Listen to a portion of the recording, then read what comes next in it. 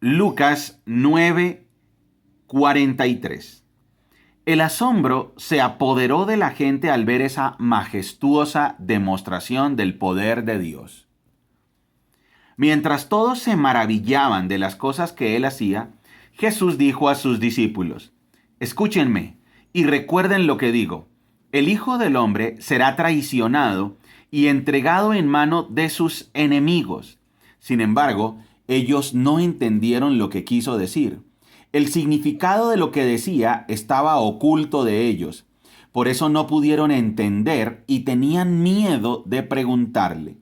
Entonces, los discípulos comenzaron a discutir entre ellos acerca de quién era el más importante. Pero Jesús conocía lo que ellos pensaban, así que trajo a un niño y lo puso a su lado.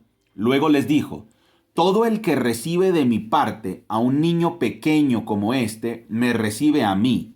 Y todo el que me recibe a mí, también recibe al Padre quien me envió.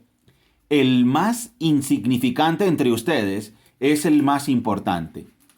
Juan le dijo a Jesús: Maestro, vimos a alguien usar tu nombre para expulsar demonios, pero le dijimos que no lo hiciera porque no pertenece a nuestro grupo. Jesús le dijo: No lo detengan. Todo el que no está en contra de ustedes está a su favor. Cuando se acercaba el tiempo de ascender al cielo, Jesús salió con determinación hacia Jerusalén. Envió mensajeros por delante a una aldea de Samaria para que se hicieran los preparativos para su llegada. Pero los habitantes de la aldea no recibieron a Jesús porque iba camino a Jerusalén. Cuando Santiago y Juan vieron eso, le dijeron a Jesús: Señor, ¿quieres que hagamos bajar fuego del cielo para que los consuma? Entonces Jesús se volvió a ellos y los reprendió.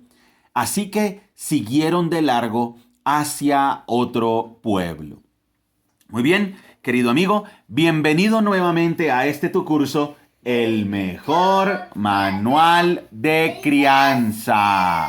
Muy bien, la Biblia no es solo el mejor manual de crianza, también es el mejor manual de vida. ¡Qué bien! Muy bien. Entonces, hemos leído Lucas capítulo 9, versículo 43 hasta el versículo 56. Y aquí ya tenemos una escena distinta. Ya vimos cuando nuestro Señor Jesucristo sanó al muchacho que estaba endemoniado, el hijo único de un padre que estaba angustiado, que estaba sufriendo. Y ahí hubo una magnífica, una majestuosa demostración del poder de Dios. Las multitudes se maravillaron. Y entonces vemos ahora la actitud, la escena pasa a los apóstoles.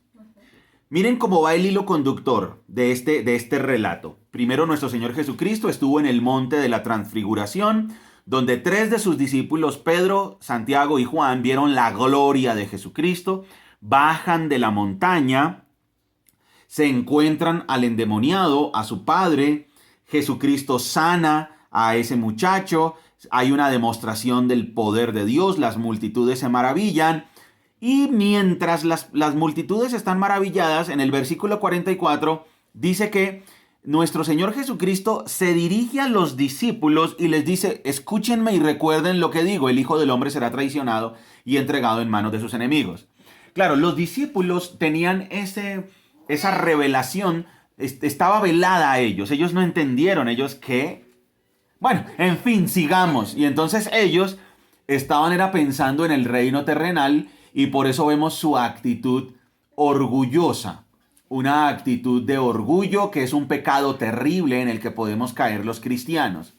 Y entonces los discípulos ahora tienen una actitud orgullosa. Dicen, bueno, y entonces no, el reino es ahora. Y entonces, a ver, ¿quién va a ser el primero? Pedro, Santiago y Juan dicen: no, pues nosotros somos los que estuvimos arriba en el monte de la Transfiguración, pues tenemos que ser nosotros los líderes. Y entonces ellos dicen, miren lo que dice en el versículo 46. Dani, ¿los puedes leer, por favor? Versículo 46. Sí, señor. Acércate al micrófono para que se escuche bien.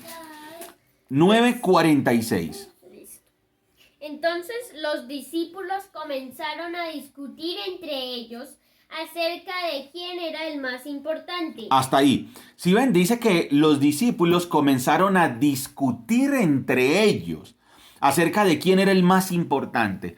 Claro, ahí vemos entonces que se está asomando el pecado del orgullo. Y ahora, ¿tiene lógica que tuvieran orgullo? Claro que tiene lógica. Porque pues Pedro, Santiago y Juan tienen el privilegio de ver a Jesucristo glorificado, de estar en una manifestación del poder de Dios cuando la voz en la nube dice, este es mi hijo amado. Acaban de ver a Elías y a Moisés, o sea, es una escena magnífica. Bajan de la montaña y entonces todos los discípulos ven cómo nuestro Señor Jesucristo tiene ese poder para expulsar demonios. Y entonces ellos ahora, las miradas de la multitud están sobre ellos porque ellos son los 12 apóstoles escogidos por Jesucristo. Y entonces ellos ahora están orgullosos, se sienten orgullosos. Dicen, uy, es el momento del reino, vamos a reinar. Humanamente entonces tienen todos los factores pues para ser orgullosos. Claro, claro que sí. Pero Jesús, miren el verso 47, pero Jesús conocía lo que ellos pensaban, así que trajo a un niño y lo puso a su lado. Dani, versículo 48. Versículo 48. Luego les dijo, todo el que recibe de mi parte a un niño pequeño como este, me recibe a mí. Y todo el que me recibe a mí, también recibe al Padre quien me envió. Es más, el más insignificante entre ustedes es el más importante. Correcto. Y entonces aquí nuestro Señor Jesucristo, conociendo los pensamientos de ellos, les dijo, ¿qué? Entre ustedes no debe ser como pasa en el mundo. Ustedes primero deben tener la actitud de niños para recibir el reino. Un niño, aquí de acuerdo a este símil que está utilizando nuestro Señor Jesucristo, hace la idea de que un niño es humilde para recibir el mensaje. O sea, el niño es totalmente humilde, totalmente crédulo a la hora de recibir el mensaje. El niño cree, el niño confía, el niño sabe que tiene mucho que aprender del maestro. Eso es a lo que hace referencia esta parábola y por eso llega y les dice, el más insignificante entre ustedes es el más importante. Esta figura literaria es un símil. Y entonces él dice, miren, ustedes están discutiendo acerca de quién es el más importante, ¿no? Pues el más importante debe ser el más insignificante, el que se humilla a sí mismo. El que no considera que en sí mismo tiene poder, sino que es el que sabe que es el más necesitado. Ese es el líder. El que reconoce que es el más pobre espiritualmente, el que es el más necesitado, ese es el mayor. Gran enseñanza para nosotros. Un cristiano debe ser absolutamente humilde. Ahora sigamos con la siguiente parte del relato.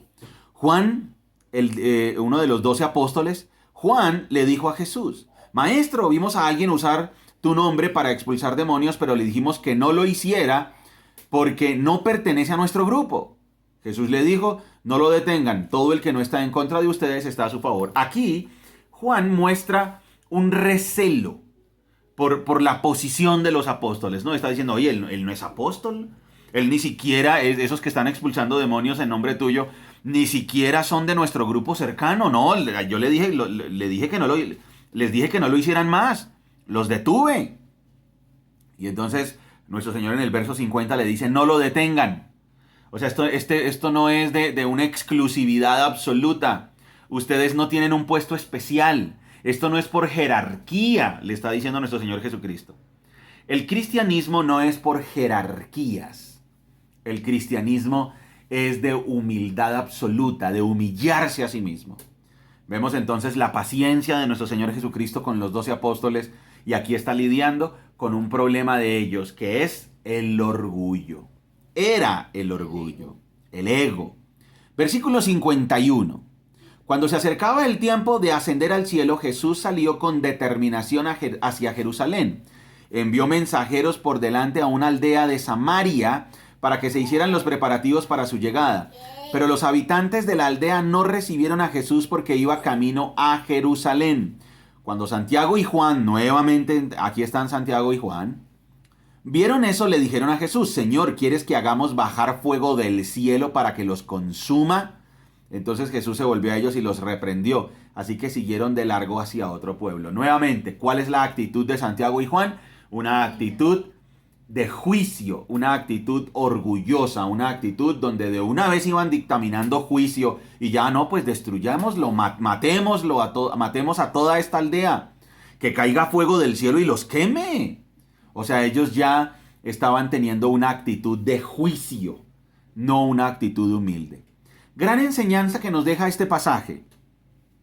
Las personas que creemos en Jesucristo y que creemos en la Biblia, las personas que somos seguidores de Jesucristo, debemos ser humildes.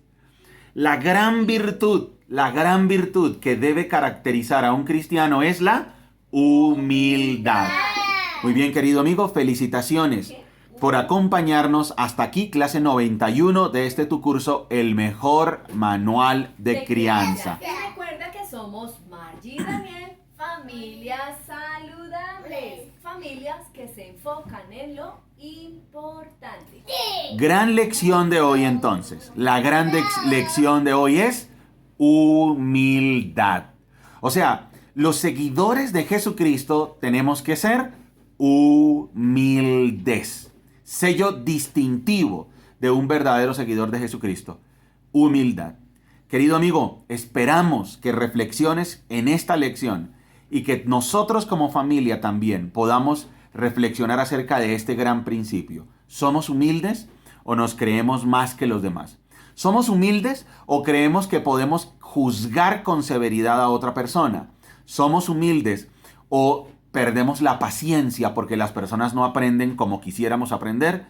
Una persona humilde también es paciente, es considerada. Muy bien, querido amigo, hasta la próxima clase. ¡Chao!